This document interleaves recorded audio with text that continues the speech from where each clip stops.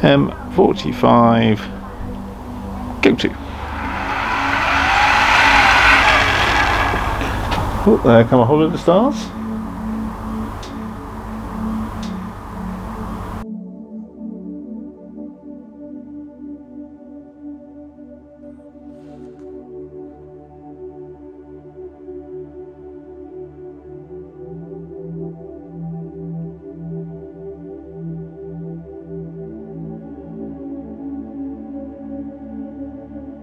So good morning and welcome to the Refreshing Views Garden on what is a surprisingly cold winter's day.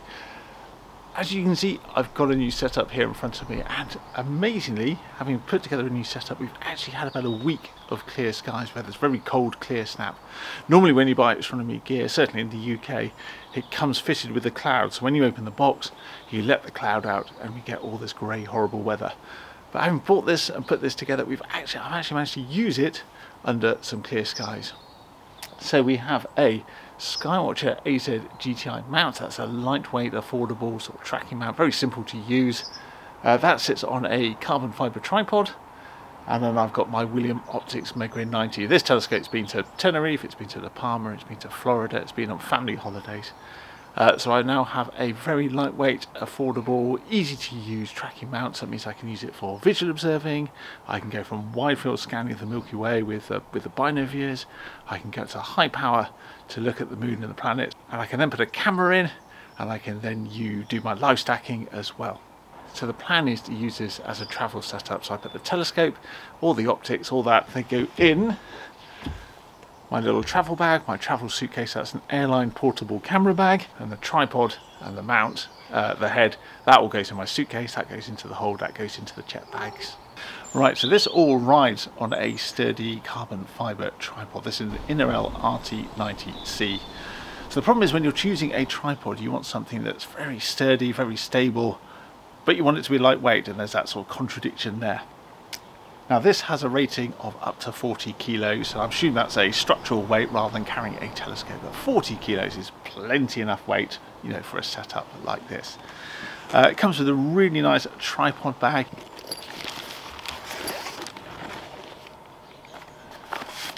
So as you can see then, if you do put the telescope up towards the zenith, there is a risk of the end of the telescope striking the tripod leg, so you need to have sort of a central column, a pillar in here, just to bring the telescope away from the tripod legs.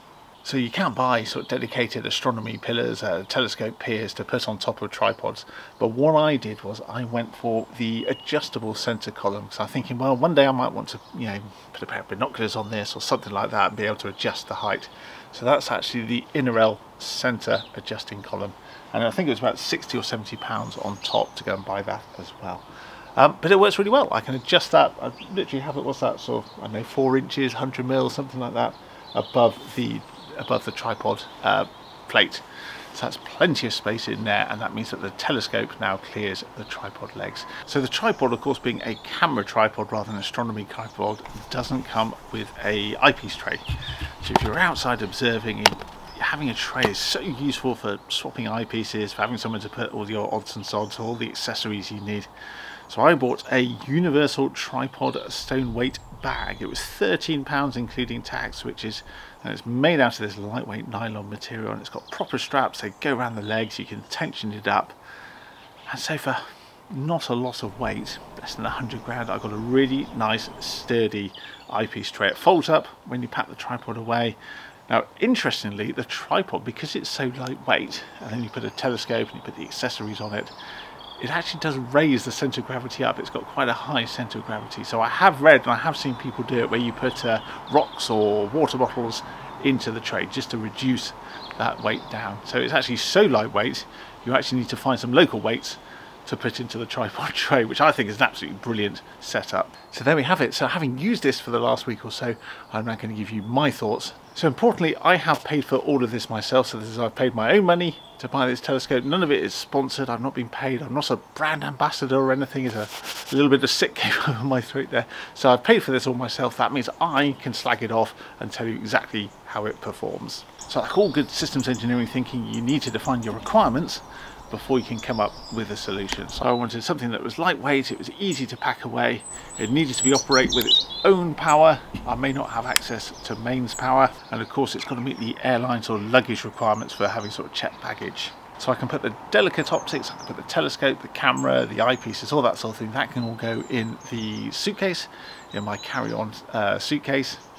And I can put the more robust tripod, the mount head, that can all go in my suitcase, that goes into the hold. So this is the travel scope. This is a really nice William Optics Medgrade 90. I really am enjoying this one. I used to look down my nose at people who had small refractors thinking, well, they must like really dim views because the optics are so small. But what I like about this is that not only is it, you know, small and lightweight and portable, but I can go from wide field scanning of the Milky Way, and scanning the Milky Way from a dark sky is unbelievable.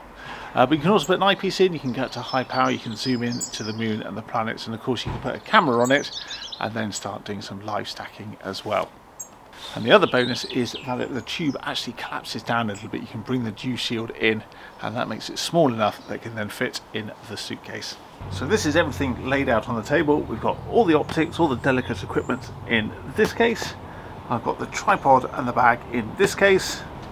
Tube rings and the diagonal go there, and that is the mount head. So what I'm going to do then is show you how everything that you see on the table, carry case, tripod bag, the head and the rings and the dovetail, how that all goes together with the telescope. So before we do that, let's have a look inside the airline portable, the carry-on suitcase, the Vanguard case. So it's on wheels. You can actually see what I'm doing. So the thing's on wheels, you can see the wheels down at the bottom. It's got a pull-out handle, so you can pull it through the airport, so you can take it with you. And it also has shoulder straps so that you can have it as a rucksack. I don't use those, I stuff those back in there so they don't get in the way, and just use it as a suitcase. So there we have it. So there is the case, dew heaters, focusing mask, obviously the refractor itself, cameras, lenses, everything all fits inside here. So this is the tripod bag then, let's grab that open. So this is the Innorel RT90, it comes in that suitcase, it comes in that tripod case, and this is a really nice tripod. It's so light, only weighs a few kilos, and as you can see I've put some luminous tape on each leg, so at least I can see it in the dark. That's one of the problems. You've got a nice black tripod, it's out in the dark and you can't physically see it. And there is the accessory tray underneath it as well. So that's each leg, and then to set it up, you just unscrew each leg.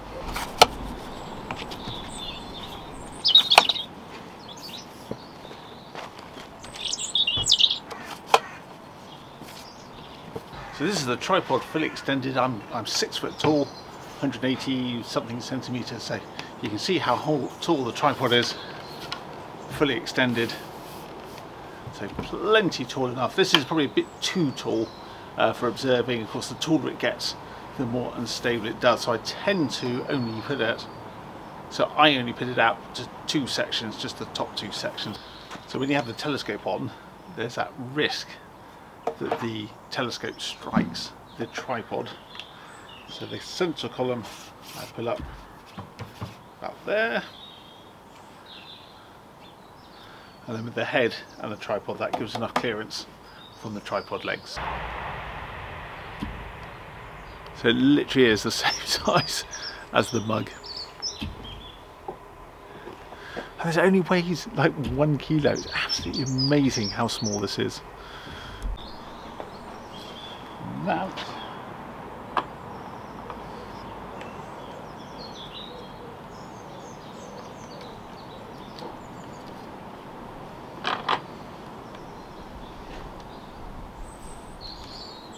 And that just screws on there. So the mount goes on the right. Mount on the right, telescope on the left. The mount is always right. The mount always tells the telescope where it's pointing. Simple simples. So next up we've got the tube rings and the dovetail plate.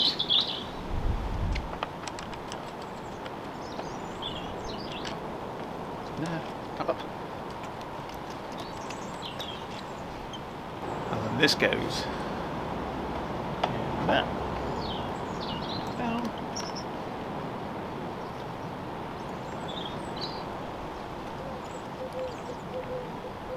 So that is now on.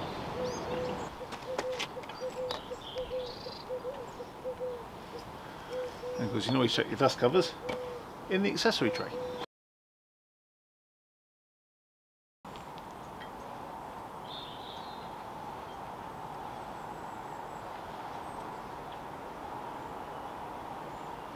So that clears the leg now. By having that pillar, that column extended, we can now clear the tripod.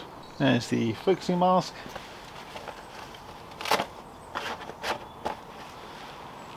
That lives in the tray. So the dew heaters, they come in a little Ziploc bag, one larger one for the objective, and the smaller one for the eyepiece.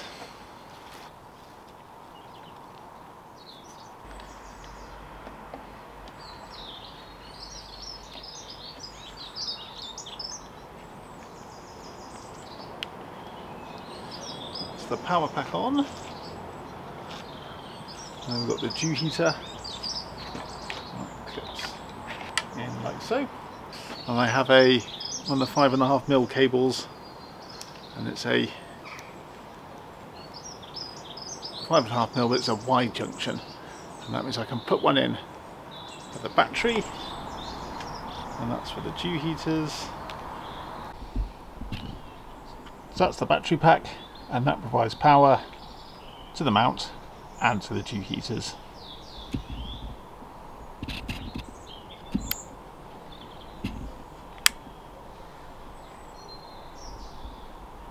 So now we're fully set up, we're just going to wait for it to get dark, and then we're going to have some fun observing. So unfortunately we've got a really sort of cloudy grey night, but we can see the bright stars, we can see the moon, and we can see Jupiter.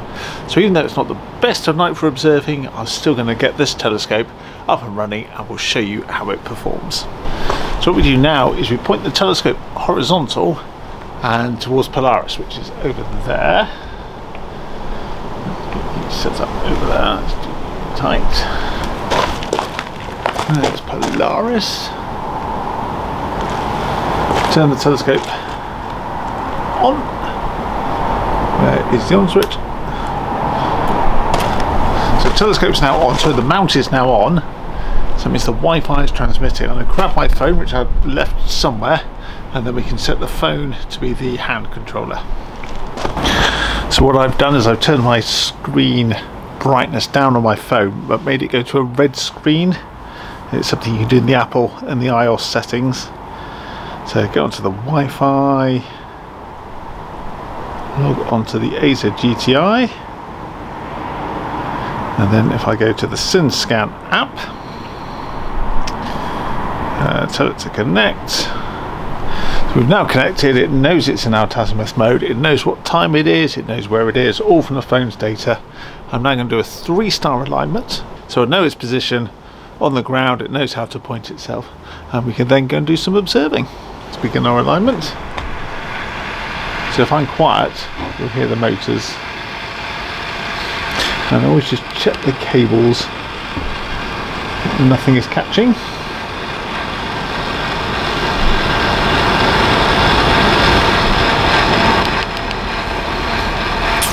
I'm going to Procyon, which is there.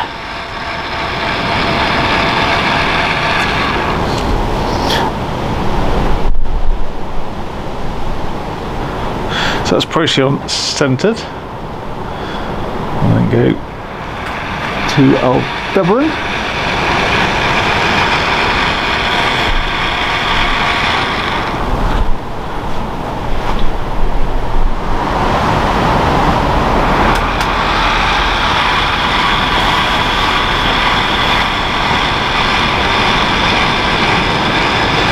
It's good fun to look through the eyepiece when you're doing a Goto.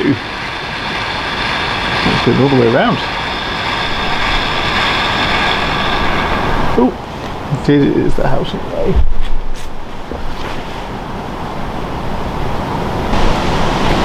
So I love using Castor as one of my alignment stars, because Castor is actually a double star, So when you put the magnification up, you can actually see there's two little headlights looking back at you.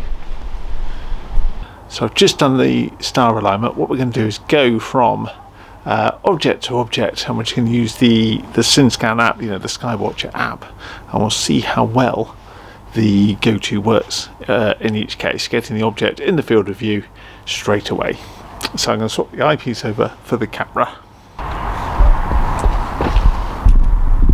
There we go. And there is a double star twinkling in the field of view. So that's Castor. Brilliant. So, what are we going to have a look at next? We'll do the moon, I think, next. Solar system. I just want to prove to you there's no trigger. So, solar system, moon, Goto. And I will.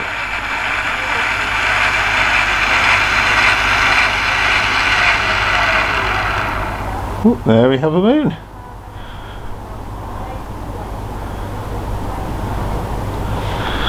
Let's get that centered. Fantastic. Right, well, that's the moon. What should we go and have a look at next? I don't know, M45. So again, there's the phone. Just bang into the cables. Deep sky. M45. Goto.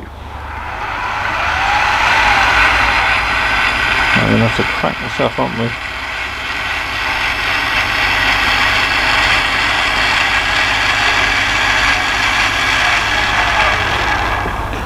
Oh, there come a whole lot of stars. Oh, that's pretty good then. That's the Pleiades star cluster.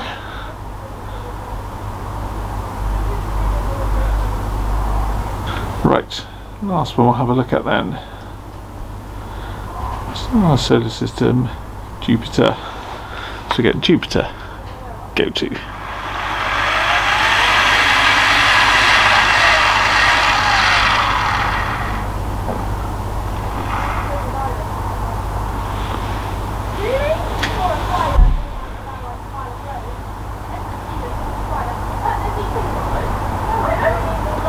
And there's the moon right on the limb. Right. Let's go back to auto. Let's do a challenge. Goto.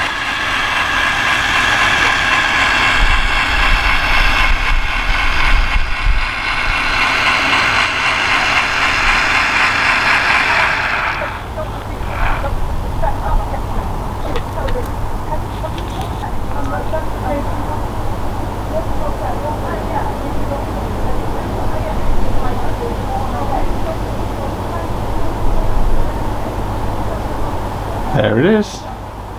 That is the Eskimo Nebula.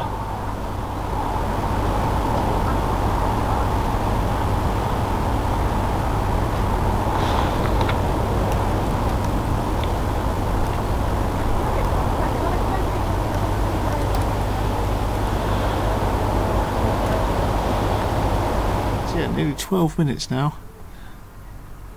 And we are tracking pretty good, and that's just from that 3-star alignment. It's not much image rotation, the frames of the image haven't walked in, so super pleased. So we've given the scope a fantastic test on a pretty challenging night. We've had the cloud, we've had the wind, but with a 3-star alignment, so if I'm quiet you'll hear the motors. So we've gone from Castor to the moon, to the Pleiades, to Jupiter, to the Eskimo Nebula, and each one has not needed any corrections. We've had them on the chip, we can able to see them, be it through the eyepiece or through the camera. So having used it over the last week or so, having used it on a number of observing sessions, I'm going to give you my thoughts on how it works. So first of all then, let's go through the good points. Let's go through the pros. Well, it's quite affordable, it's only £250. I don't know if there is there's an equivalent sort of affordable mount on the market. For £250, yeah, I think it's really good value for money.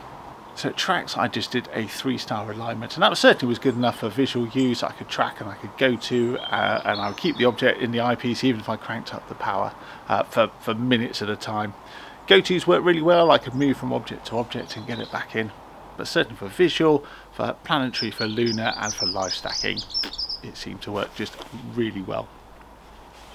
I like the fact it's got built-in Wi-Fi. I don't have to go and buy a Wi-Fi dongle, and I can control that over the phone. I can either control it through Sky Safari if I'm observing visually, or if I'm live stacking I can control it on the ASCOM driver on the laptop. Downside of this, the payload is limited to 5 kilos, so I think actually with a 90mm refractor with the binocular we are pretty much on the limit there. I certainly wouldn't want to carry much more. If you want to upgrade your telescope, if you want to get a bigger telescope, put more cameras on, more accessories, all that sort of thing, you might need a more robust mount, and there are plenty of those on the market. So you are limited to pretty much small telescopes on this type of mount. You certainly can't put much more than this on the mount. It's also quite noisy when you're slewing. I've probably obviously got used to my Az EQ6, which is really nice and quiet, and some of the guys in the club have got those nice new harmonic mounts. I must admit they do sound really nice. This has got much more of the coffee grinder scare electrics motor. Not badly so, but I certainly notice it having got used to the quiet Az EQ6. So one of the other downsides is it doesn't come with its own power supply. So it doesn't come with the mains bricks that you can plug it into the wall. But it does have space inside for batteries. Now the problem is using batteries, using conventional sort of AA cells, is that at night they lose their capacity. They don't do well in the cold. So I've actually bought a lithium power pack, and I've used that now for 3 or 4 nights without charging it, and for several hours. So several hours in the cold over several nights, and I think it's lost like 1 LED on its charge. So plenty of capacity in there. I don't recommend you fitting AA batteries, simply because the capacity goes down so quickly when it's cold. If it's damp, then you've got the risk of them corroding. So I quite like having that own independent sort of battery pack on the side. So the winner for me, in addition to not needing any counterweights, is just the weight. The thing weighs just over 1 kilogram. That's 3.3 pounds if you prefer medieval measuring units. So in summary then, we got a simple lightweight mount that handles my telescope absolutely fine. It's got tracking, so I can swap eyepieces, or I can put the camera in and do some live stacking.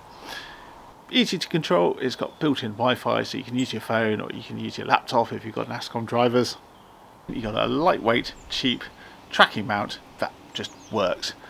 Downside is you need your own power supply, I'd recommend, and you are limited to small telescopes in size.